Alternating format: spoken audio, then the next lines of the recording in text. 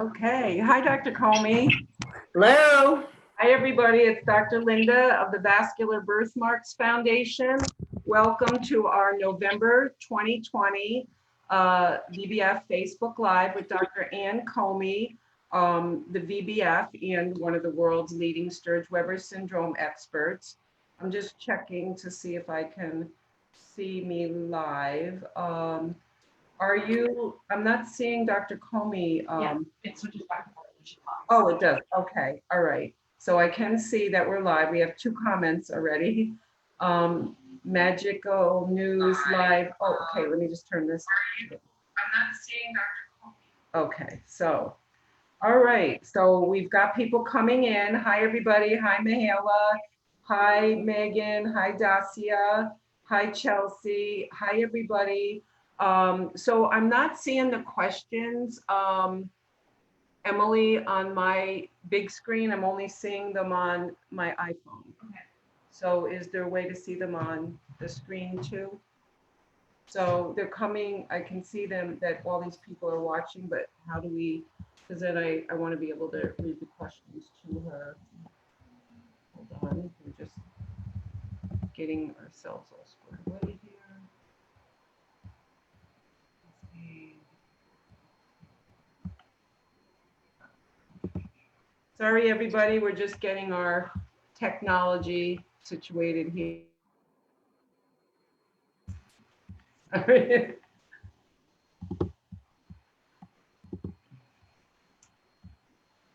Do you want to talk about the clinic? Yeah, in the meantime, while we're just getting our self straightened out here, we are having our clinic in New York on December 12th. It is unbelievably COVID compliant. In order to get in Dr. Geronimus's building where we have the free laser, you have to just go back. I'll just use it on here. You have to bring a negative COVID test, and you have to also will be tested in the building. So is there a reason we're not seeing the questions on here? Okay. All right. So we'll figure this out. All right. So tons coming in. Hi, Bobby Webb, Charlotte Baldwin. Hi, Kim. Hi, everybody. Everybody. So anyways, today's session is about Sturge-Weber Syndrome. Sorry, we're just having a little technical stuff, but I'll go back and forth to get to questions because we're doing a Zoom and Facebook Live merger. Dr. Comi is obviously in Baltimore, Maryland. I'm in upstate New York. Melissa is on here. So we can take your questions. There's 22 people on right now. So I can see the questions coming in. Dr. Duarte's on. Hi, Dr. Duarte. Happy Thanksgiving. Judy Ham is on. So Dr. Duarte, or Dr. Comi, again, she is the director of the Hunter Nelson Sturge-Weber Syndrome clinic at the Kennedy Krieger Institute. And she's been responsible for many, many amazing research projects concerning Sturge-Weber syndrome. And so today the session is really for you, all you families, adults with port wines, parents, to directly ask Dr. Comi your questions.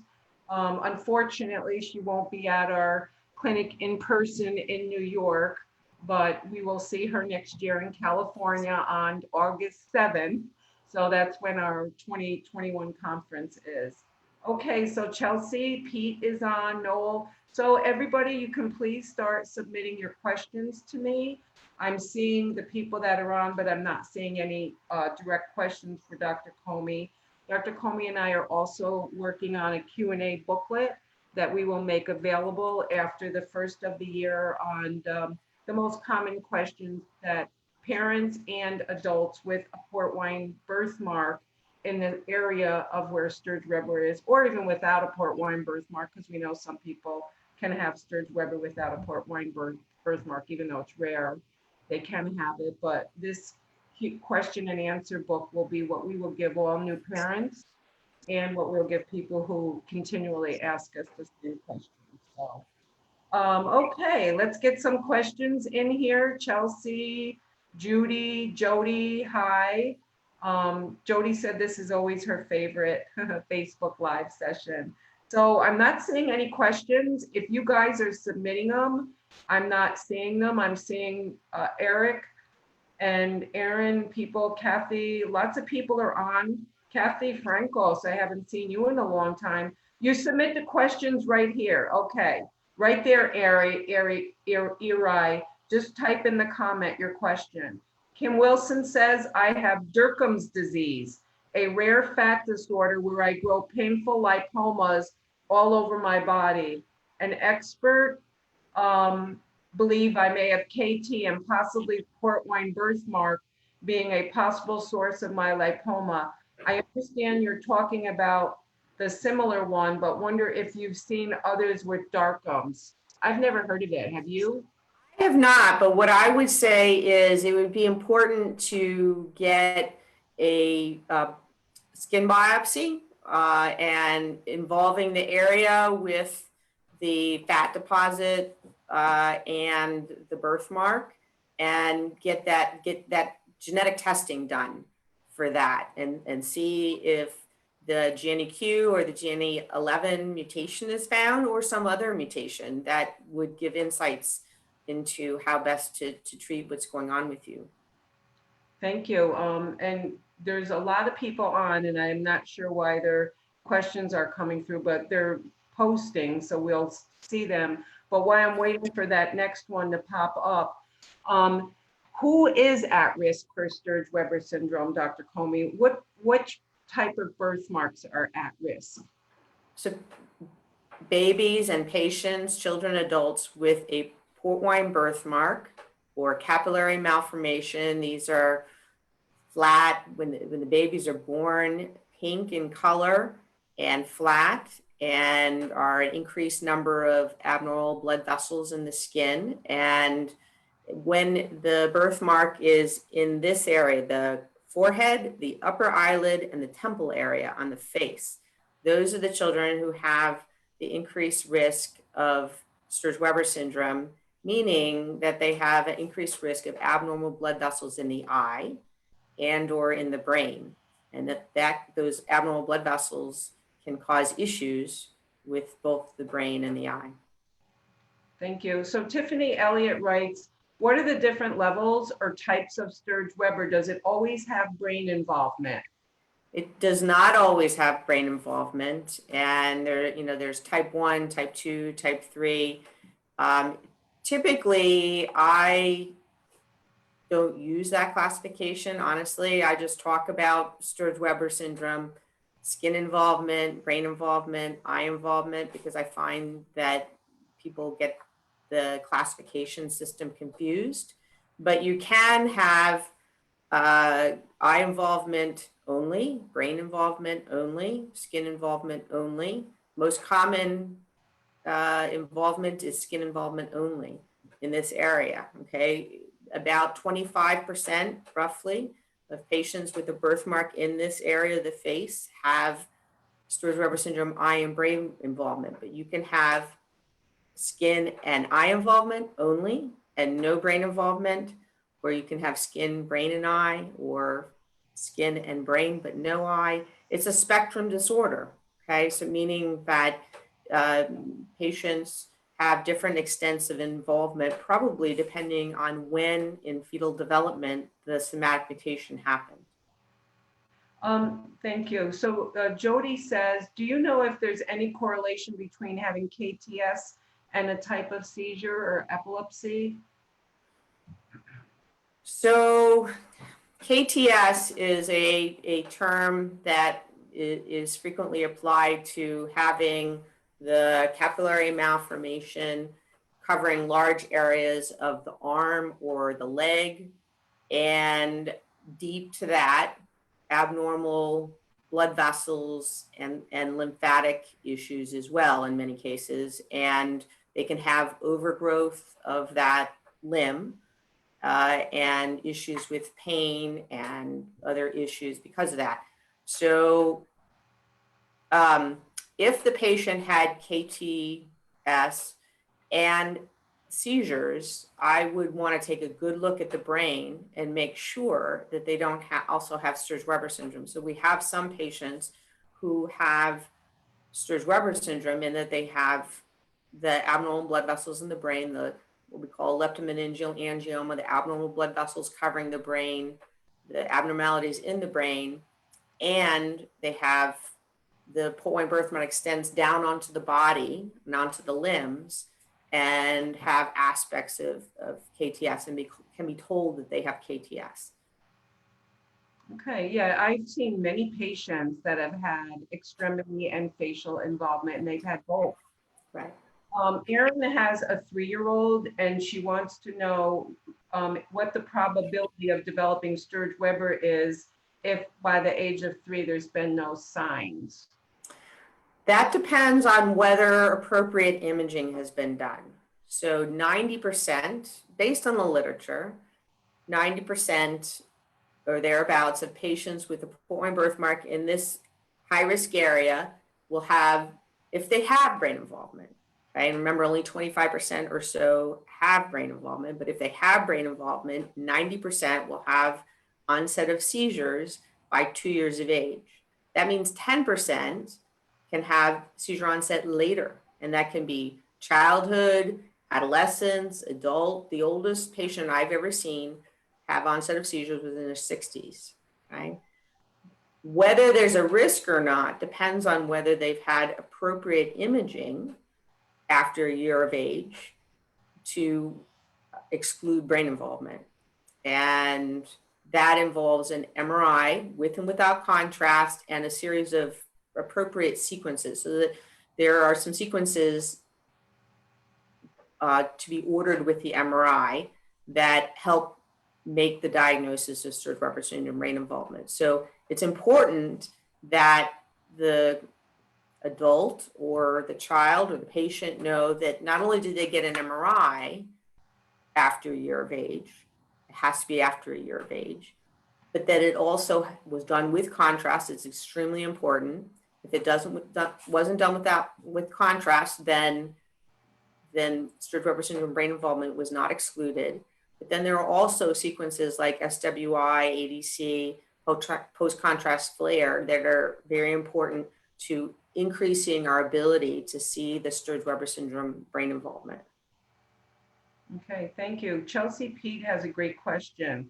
She is a primary healthcare worker. She has Sturge-Weber syndrome, and she's extremely worried about COVID-19. Is she more at risk? To our knowledge, so far, there's no indication that patients with Sturge-Weber syndrome in general are at increased risk from getting COVID, okay?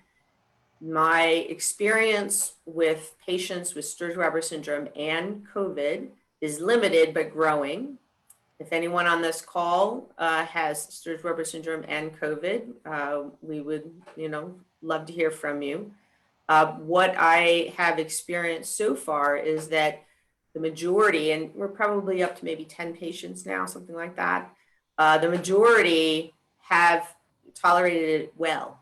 So we're sick for 1 to 3 weeks with cough, some respiratory issues, fever, sometimes some GI issues, but recovered fully without seizures, okay? And our couple, a little baby, 3-month-old baby, an older patient with very extensive bilateral brain involvement, did have trouble with lots of seizures and needing to be hospitalized for their seizures, and but did recover. So that's sort of my experience so far. Do you have anything to add to that? No, she didn't add any more to that, but I believe she's a nurse. And like you just said, and everybody who has had COVID that has Sturge-Weber, you can reach Dr. Comi at birthmark.org/Comi, C-O-M-I. So please get in touch with her because they really are trying to get a grasp on this impact. So I would just say that what I tell families is that any illness, any significant illness, febrile illness, increases the risk of seizures in Sturge-Weber syndrome. Of course, seizures, particularly in babies and young children, increase the risk of stroke and neurologic problems. And so we do take COVID seriously, of course, and most of my families are, trying very hard to quarantine and social distance and wear masks and do everything that's recommended to try to prevent their child or themselves from getting sick for that reason. And I know you've said this before, continue with your anti-seizure medicine if you have Yes. COVID. And it's important, and even, I don't know, like I've been taking aspirin, Yes. Yeah, there is some data that's just come out suggesting that low-dose aspirin in patients who are sick with COVID may be helpful in reducing the severity. And certainly I would not stop taking the aspirin if you're on it for Sturge-Weber syndrome. Okay, so the next question is not completely related. It's a mom. Her name is Chelsea Lamont. She comes from the UK, and her son had a birthmark on his forehead area, in this suspicious area. Mm-hmm. He fell and it split open. Now, whether it was a capillary malformation or a riche or a niche, no one was certain, but she did say they found a tumor behind his eye. So I guess she wants, is this related? Could this be a Sturge-Weber? I guess I would say, I'll have her maybe get in touch with one of our European doctors, Dr. Laurence Boone or Dr. Coletti, and then have some imaging done and have them review it. Yeah, I mean, so different doctors can use the term tumor to mean different things. And so it's hard for me to answer that question. Right, and she uses the European version of the spelling of the word. Yeah. So Right. You're right, because again, the practices there and here are so different, and the verbiage is so. Right. So Nabil has a question. He says, "Hi, Dr. Linda. I have an AVM on the right side of my jaw. I am from Bangladesh. My question is, how effective is denosumab or denosis, which is a name known for Bangladesh for forming or regenerating new bone?" I don't know the answer to this question, and you probably don't either. Yeah, no, that would be outside my field of expertise, really. Dr. Tom Brees in Greece or Dr. Coletti in Italy, who are both our maxillofacial experts. You can reach them both on the VBF website at birthmark.org/Coletti, COLLETTI, or birthmark.org/Tom Brees, TOMBRIS. Or email me, I'll give you their direct email. Yes, they're fantastic. Yep, Mihaela Boban, she's one of our regulars at all of our international IT meetings. She brings her daughter for laser, and she wants to know, her daughter's been lasered, she has it in this area, the facial area, and Dr. Geronimus has done a number of the lasers, and Dr. Coletti as well. I believe she's 7 now, her daughter. By which age would you see the first symptoms of Sturge-Weber? So she hasn't seen any, but I think her daughter. Right. So the eye involvement can present at any age. The 2 peak periods for presenting with glaucoma, which is increased pressure in the eye that has the abnormal blood vessels. The 2 peak periods are infancy, so the first few years of life, and then young adulthood. But it can happen at any time. And so patients who have a birthmark in this area need to have regular eye visits for checking the pressure and checking vision. And so babies should be evaluated every 3, 4, 6 months of age until they're several years old, and can actually tell you if they're having eye pain or visual problems. After that, once the child is old enough to be able to say, my eye hurts or my vision is blurry, I can't see well, then it can go to every year. But then it should be done yearly for life. In terms of the brain involvement, the MRI with and without contrast can be done after a year of age, anytime after a year of age. So if it hasn't been done up until now, I would suggest getting it done now or soon. When you might at this point, if she's 7, wait until it can be done without sedation. But in any case, it should be done because there are concerns that and lifestyle issues for a patient that has Sturge-Weber syndrome brain involvement that you can put aside and not have to worry about if the child doesn't have brain involvement.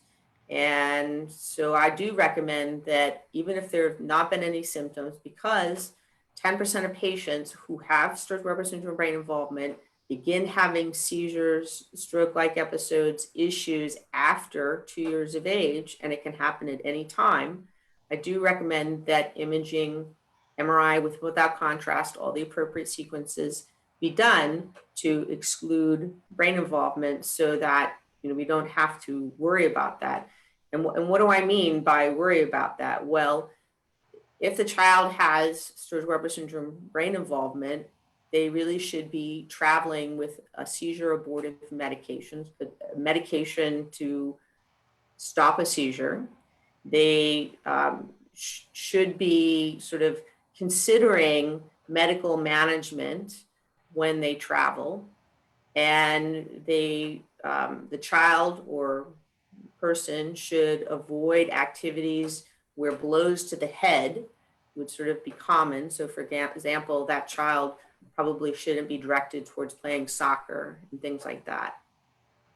Also, in children who have brain involvement, we are very emphasize the importance of regular sleep and lots of fluids and these sorts of things that at a certain point you would want to not have to worry about all of those things if the child doesn't have brain involvement. So it's a good idea to get the imaging done once after a year of age to rule in or rule out brain involvement.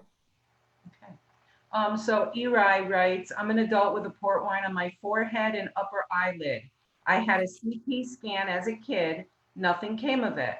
My eye doctors haven't said anything is odd. Should I have any tests done to rule it out? What symptoms might I look for? I just became aware of Sturge-Weber syndrome. Was something I need to be concerned about? So head CT does not exclude brain involvement, okay? On head CT, what we see sometimes is calcification, which is an area of brain that has been injured by the problems with blood flow and the seizures. But if it's done early enough, or in a patient who's not having any symptoms, it can be completely normal. And that does not mean there isn't abnormal blood vessels there, that there's no Sturge-Weber syndrome.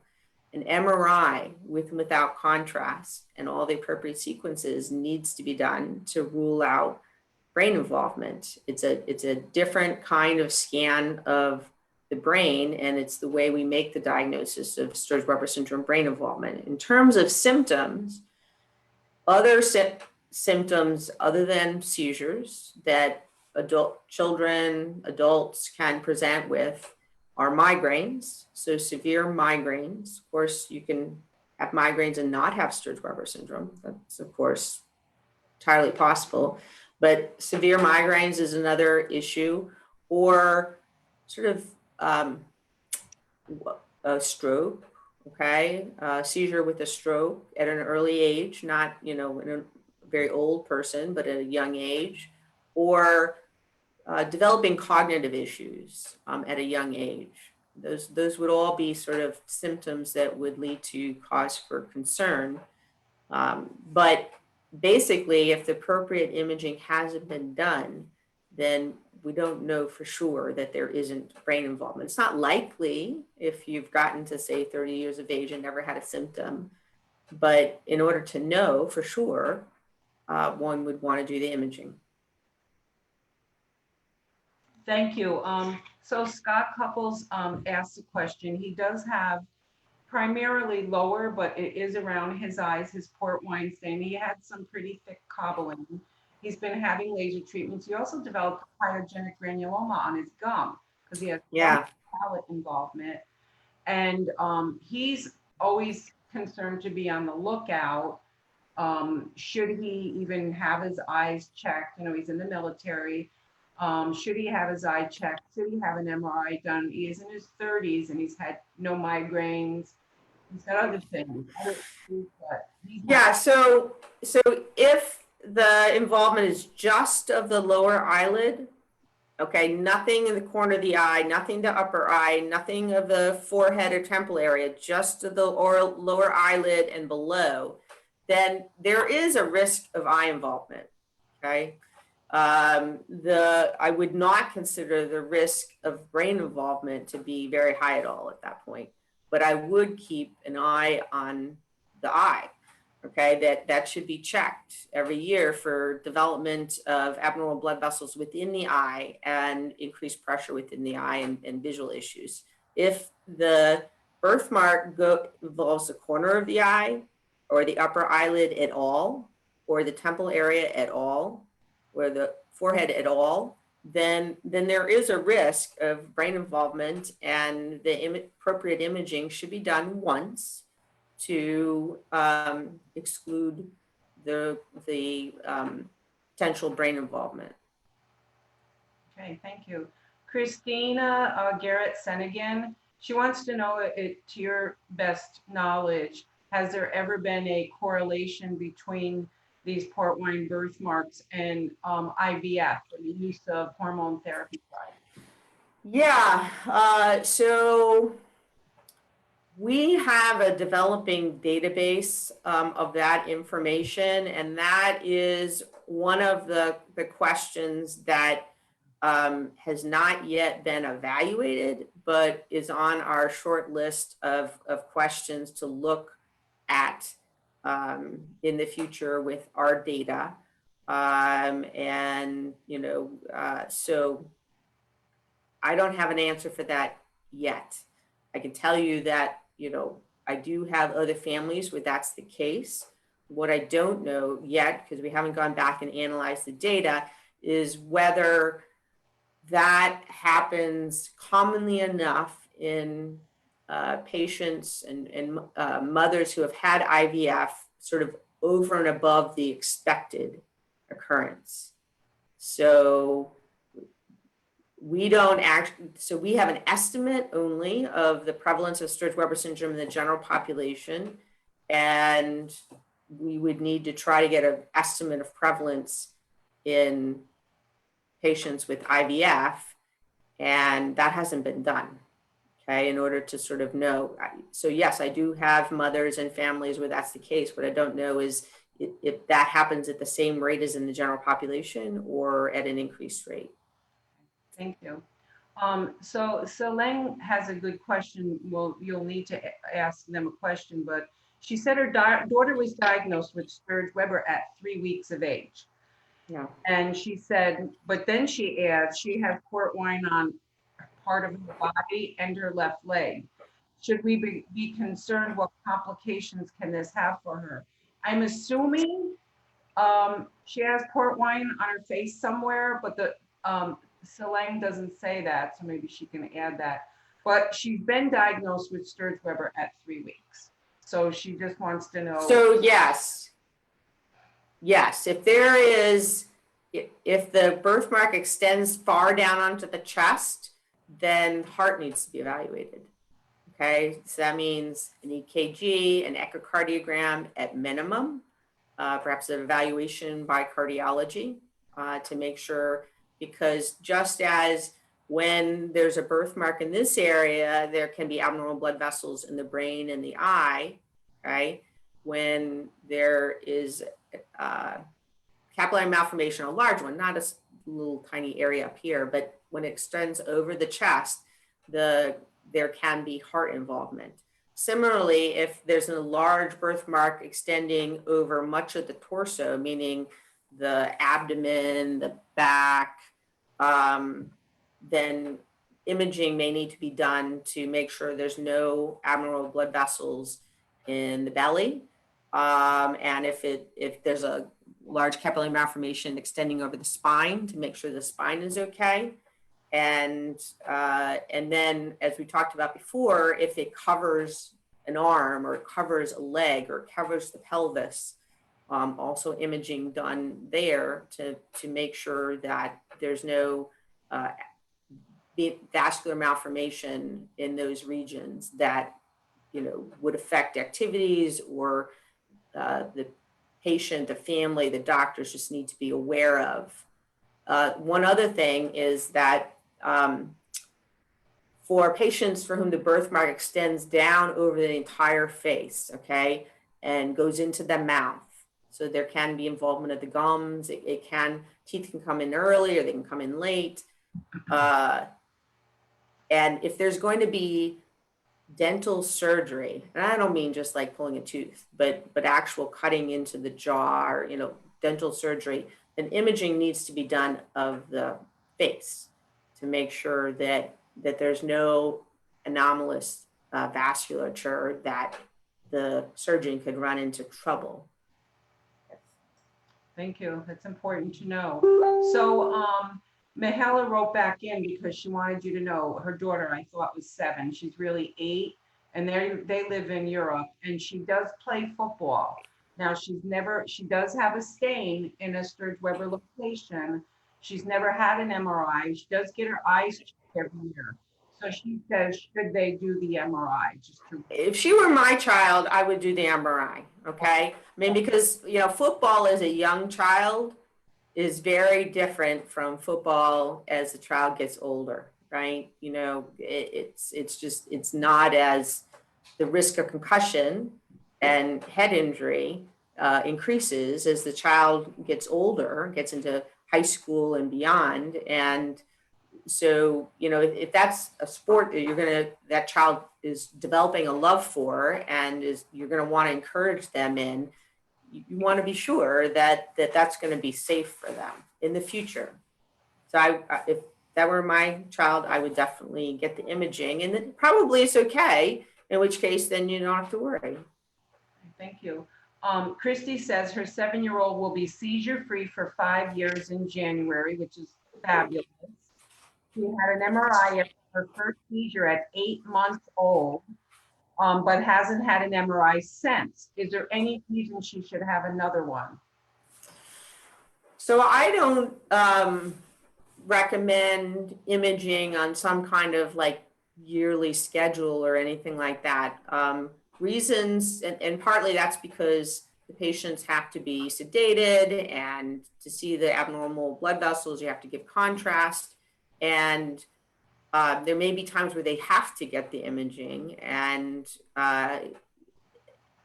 so the FDA has come out and said that if patients who've had contrast more than 3 times, it doesn't go away completely. It stays in the body. And we don't know, is that a problem, not a problem? But we don't recommend imaging with contrast just to look, say, every year or something like that. Reasons to get imaging include the child is having, very severe frequent seizures, and there's discussion or planning for surgery. Definitely going to want to get imaging there. If there is plateauing of skills, one may first get an EEG, and if there's abnormality on the EEG, try to treat that. But if it looks very different than prior EEGs and the child is not doing well, then get an MRI to see what's going on, make sure that there's nothing surprising, especially if the imaging, if the seizure goes from one side of the body. So typically, like they're thought to have one-sided brain involvement, and so the left side, let's say, and their seizures are typically on, left side, and their seizures are typically on the right side of the body, and all of a sudden they start seizing on the other side of the body, then that's another reason to get imaging done again. So basically, if the child's not doing well, okay, then we may get updated imaging. Another potential reason would be if the child's been seizure-free for many, many years, and we're considering maybe weaning off the medication or weaning off some of the seizure medication. We would always get an EEG first to see what that looks like, but we might also have a look at the imaging and see if that has stayed stable before making that decision. So, basically the question is, what are you going to do with the imaging? Okay, if you're going to sedate the child or give contrast, and you're looking to answer a question, what are you going to do with that information? How will it change how you treat the patient? If it'll potentially impact care, then it's perhaps reasonable to do it. But if it's just to look and not likely to change what you do, then we're not going to order imaging. Now, Selene writes back again. She's the one who's had her baby was diagnosed at 3 weeks with Sturge-Weber. Now, very interesting. She says, we have observed episodes where our 10-month-old daughter gets fidgety with her fingers and sometimes scratches her fingers. Then her fingers become tight and she does a deep throat growl that lasts a long time. Is this to be expected for Sturge-Weber, or is this related? So I tell parents that your iPhone video is your friend. Okay, so if your child is having episodes that you're not sure if those are normal or not, take a video of, if possible, several of those episodes, and then send them to your neurologist. Okay. And they will most likely be able to tell you if this is sort of to be expected baby behavior, or if this is potentially a focal or complex partial seizure and should be evaluated with prolonged EEG or overnight EEG. And that would be the way to sort it out, particularly if it's happening frequently. You're seeing it happen a lot, then trying to capture that on EEG, but at least get the video done. It's very good advice. Jean Klein said her grandson had an MRI at 2 years of age. He has a port wine on the area above his right eye to his lip, which did not indicate brain involvement. Is this the only MRI he needs? So, one, I would want to know for sure that he had an MRI done with contrast. That's dye, that's gadolinium, or it's given by IV at the time of the MRI. If the MRI did not have contrast, then it was not a complete study and you don't know, okay? It would also be helpful to know if the MRI had some of these other sequences like SWI that helps you to see the deep draining vessels that can open up over time, post-contrast flare, ADC, diffusion perfusion sequences. These are all sequences that, depending on where you get the imaging done, may or may not have been done at the time of the MRI, but help increase the sensitivity of the imaging to Sturge-Weber syndrome. So it's not enough to say, I had an MRI. The question is, what kind of MRI? And was it with contrast? Okay, thank you. Kim Wilson is from Canada. She has a port wine, and she wants to know if you know anyone where she could get that GNAQ testing, or she's looking for a name for Canada.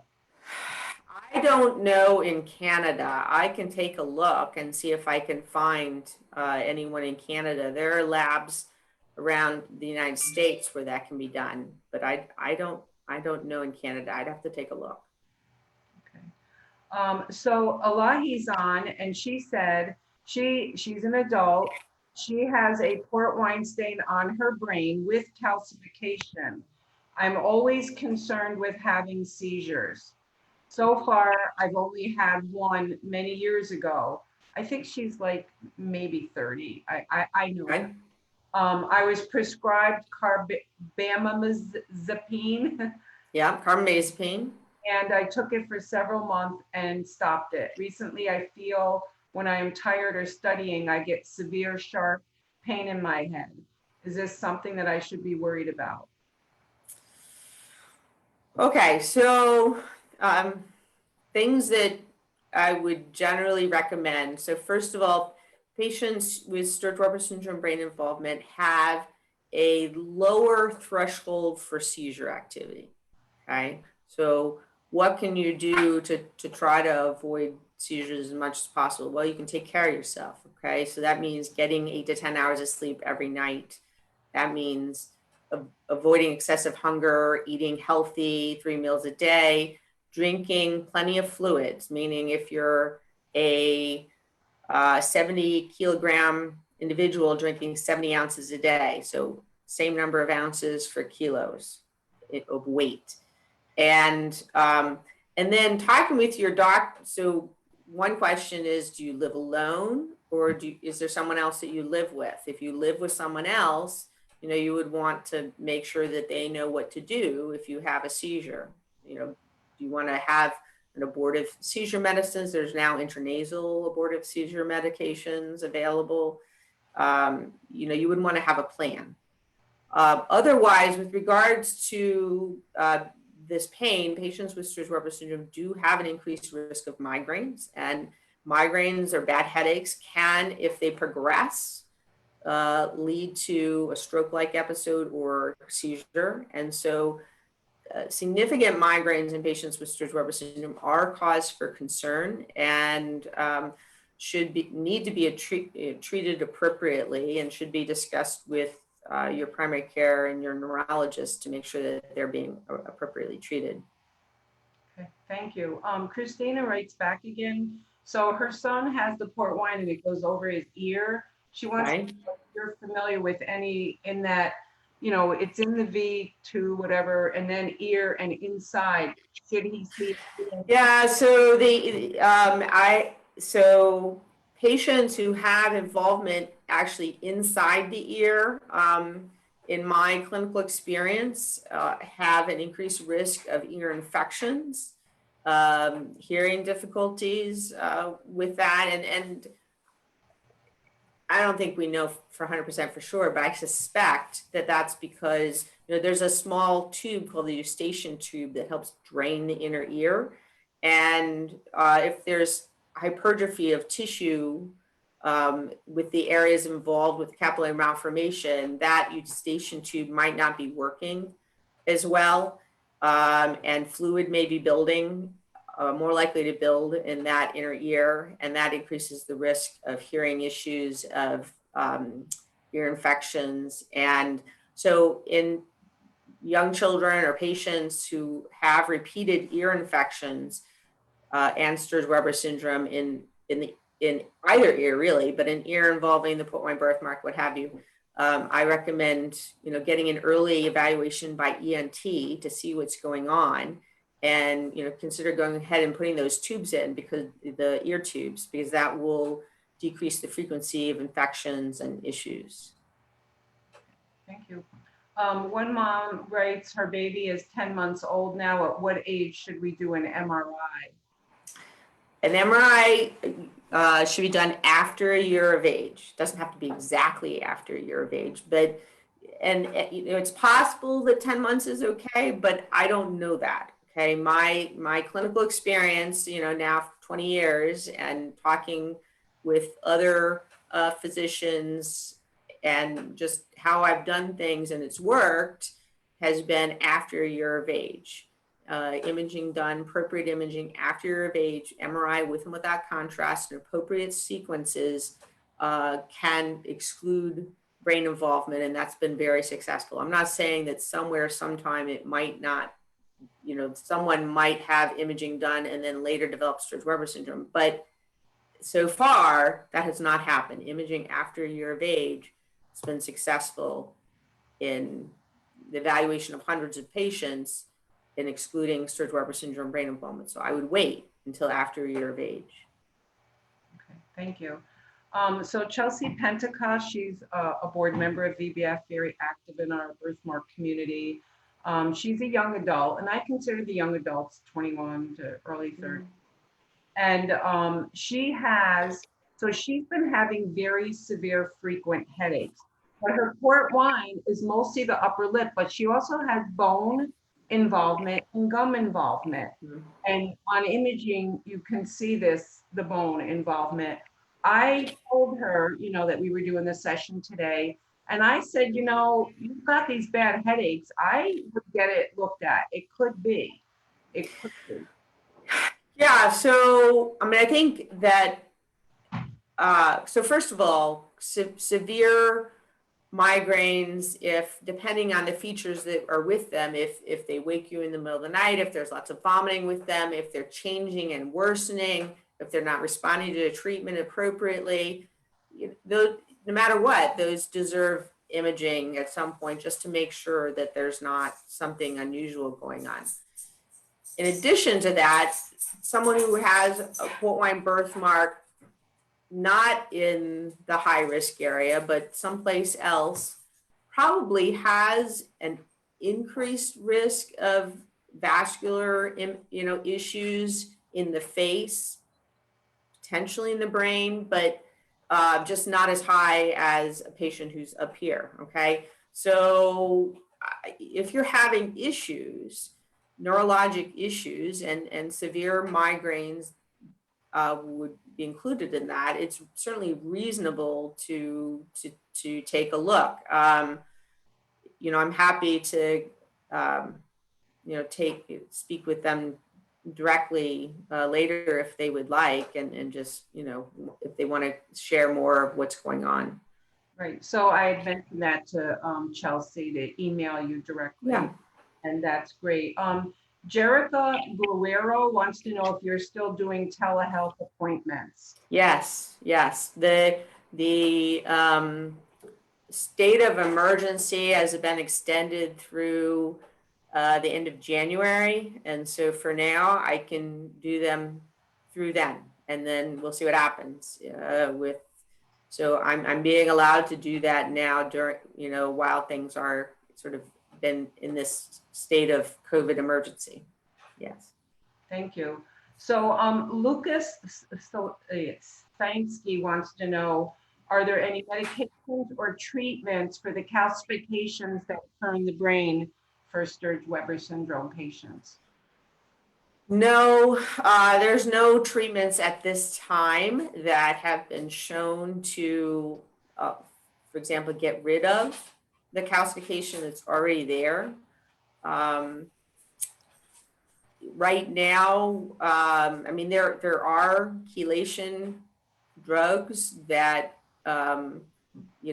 theoretically could be used, but their safety has not been evaluated in Sturge-Weber syndrome. And, the thing is, we tend to emphasize trying to prevent the injury in the first place. So the calcification happens when that area of brain and those neurons and that area of brain tissue is injured with a combination of decreased blood flow and seizures.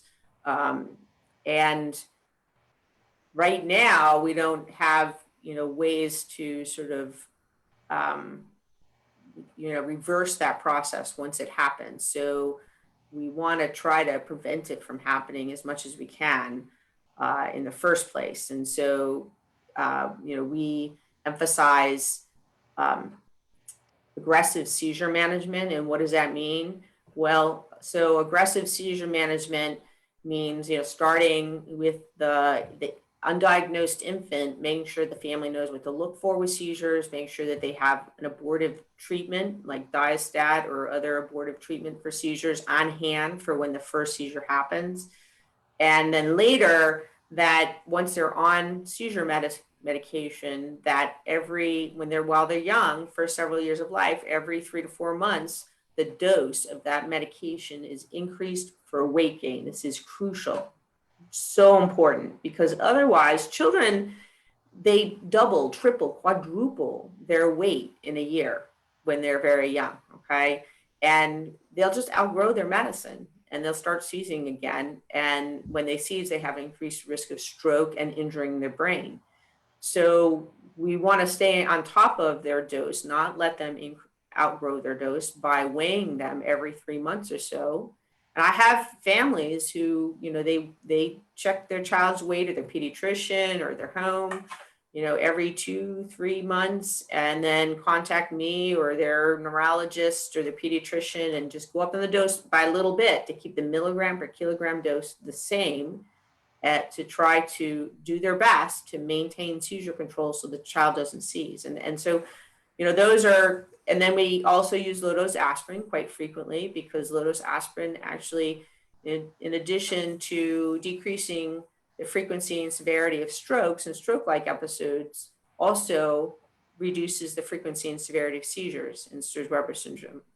It's used to try to improve blood flow through the abnormal blood vessels. And in Sturge-Weber syndrome, it is actually effective as a seizure medication in addition to the sort of regular seizure medicines. That's great. Celine says again, her daughter is on Tegretol and Epilim. However, she still gets seizures, and we're worried about the dose increases and possible addition of a third drug. Are there non-drug alternatives to controlling seizures? Also, what is your take on CBD oil for use on babies less than 1 year? Okay, so non-seizure approaches can include like the ketogenic diet or the Atkins diet, which in babies, is easier to do because there's ketogenic formula. It should still be done under the care of a physician because it changes the chemistry of the brain and the body, and so that needs to be done under the care of a physician.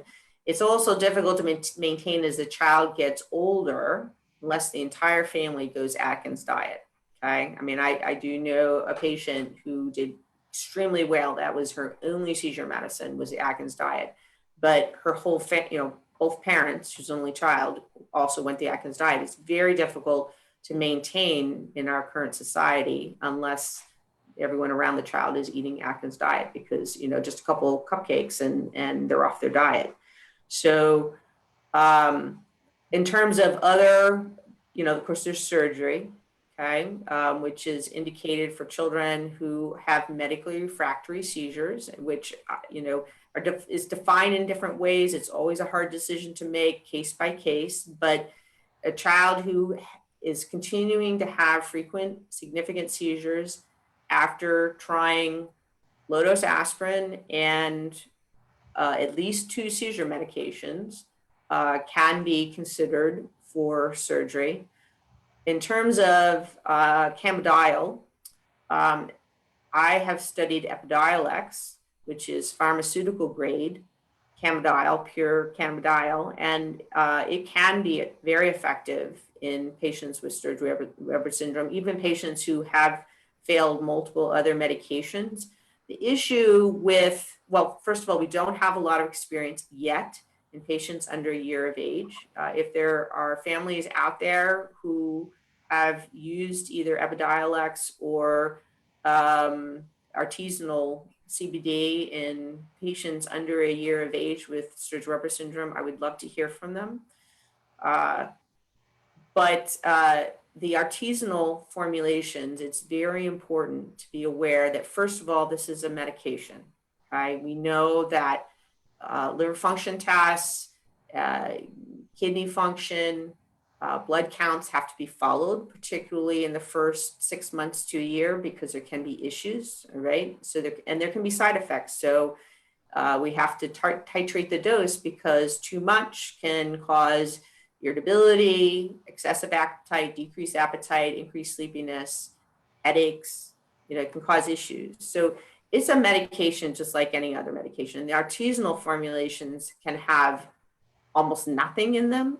Okay, depending on which one you're talking about. They've taken, studies have been done where they've taken a bunch of different sources of cannabidiol and tested them for the amount of CBD in them and the amount of THC and other just drugs that aren't supposed to be there. And they can have either almost no CBD in them or 4 to 10 times too much, and they can have other things in them that it's not supposed to be in there. So I can't recommend the artisanal formulations, really. Epidiolex is effective, but we have very limited experience in children less than a year of age. Okay, we got a couple questions because we're coming down the pike with our hour. But Ahmed said his 10-year-old daughter has a port wine stain on her face with right eye involvement. Now, I'll save the one part of his question. He wants to know about the latest lasers, but in regards to you, he wants to know, is giving aspirin important with the brain involvement to avoid strokes? And the child is how old? 10. 10? Okay, so I feel more strongly about the use of low-dose aspirin in the babies and young children or patients who are having symptoms. They're having seizures, they're having stroke-like episodes, they're having significant migraines. If the child is already 10 and is doing well, then I don't feel strongly about needing to start aspirin now, but it certainly could be tried if the child develops a visual field cut, for example, or other neurologic issues. It certainly could be tried. Okay. Lucas wants to know, what about stem cells to treat Sturge-Weber? Are there any research with good results?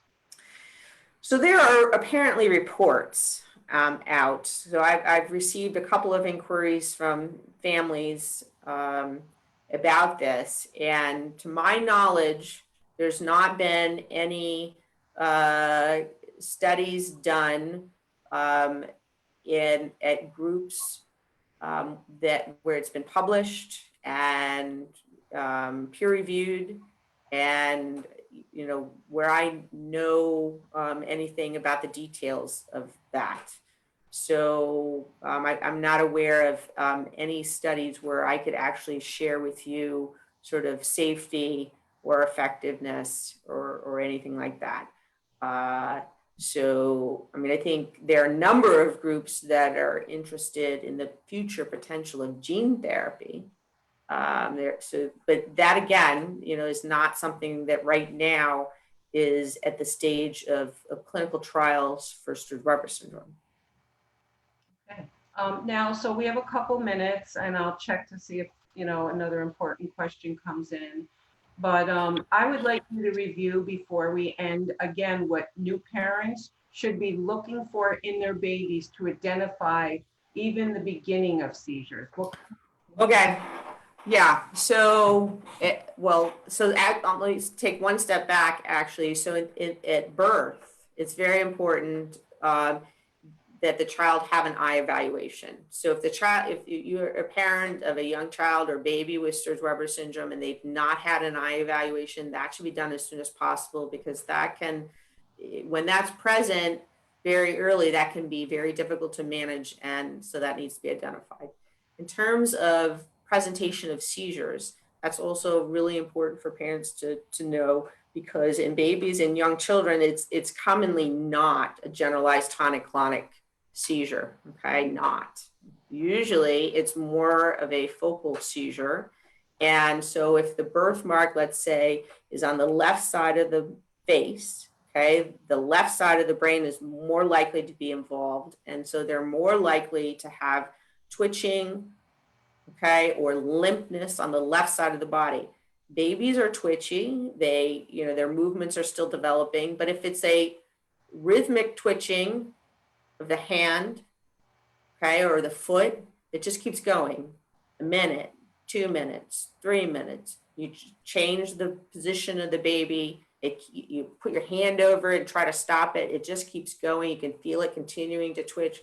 The side of the face is twitching, or the eyes deviate to that side and they bounce. Okay, all of those are consistent with seizures, and you should just put the child in a safe place, call for emergency help. If you have emergency seizure medication, and after 3 minutes, if that seizure activity is continuing, go ahead and administer the diastat or whatever you have for an emergency medicine. And on occasion, there are other kinds. So on occasion, it's just staring, okay? And you change the position of the baby or the child. You really try to get their attention. You give their arm a shake and just nothing, and they're just staring. That can be a seizure, okay? And then finally, there's a subset of children, probably, I don't know, 2% or something like that, who have infantile spasms. And these look like they're clusters of jerks. And then a few seconds later, another jerk. And then a few seconds later, another jerk. Okay. And it can be forward flexion or it can be back. Okay. And so infantile spasms needs to be evaluated as soon as possible with EEG for a typical pattern that's seen on the EEG, and then treatment started right away for those. It's believed that the sooner the patients with infantile spasms are started with treatment, the easier it is going to be to stop those seizures and the better the outcome. Sorry, I got two more questions, even though we're almost Sure. two. A very important one. Should I have any concerns from lupus on my child with vaccines, whose child has Sturge-Weber, so either live or inert? Right. So the vast majority of my patients, and again, I've been involved in the care of and followed hundreds of patients, all ages, have done fine with vaccinations. And I generally recommend that patients get all their vaccinations, because being ill and having a fever or being ill with pertussis or measles or the flu is a trigger for not doing, for a seizure and stroke-like episode of deterioration. So I recommend the flu shot, recommend vaccinations. Now, the only exception is if the rare patient that tells me that they had issues like seizures in the day or two after the vaccination, I'd say, all right, don't do it again. Okay. In your case, maybe we'll hold off until the child is older or what have you.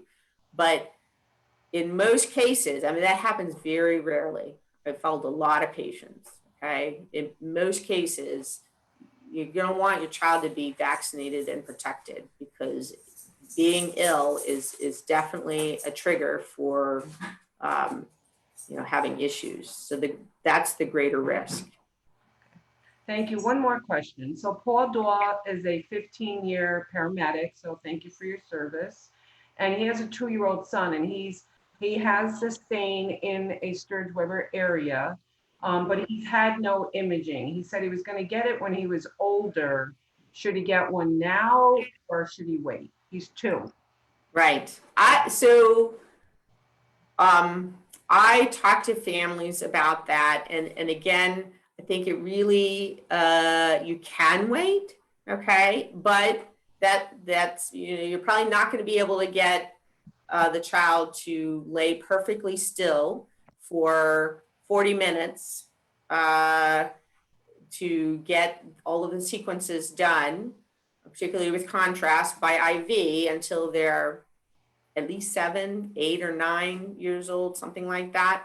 And in the meantime, you have to be, aware of the possibility that the child has brain involvement, and this may affect, activities that you choose for him, or just, how you live your lives. So I generally recommend to family to go ahead and get it done, and then you can set that aside, that concern, that possibility. And but I mean, I would say that probably 80% of families, maybe 90% of families, get the imaging done early, but there are a small number. There are certainly a subset that decide to wait, and I think it depends on how they want to do things. Okay. Well, Dr. Comi, once again, it's been very informative. We've had a lot of good information, a lot of activity today. I want to thank you for your time, and stay safe. My pleasure. Stay safe, Really. stay well, and happy holidays. Happy holidays, everyone. Stay safe. Be well.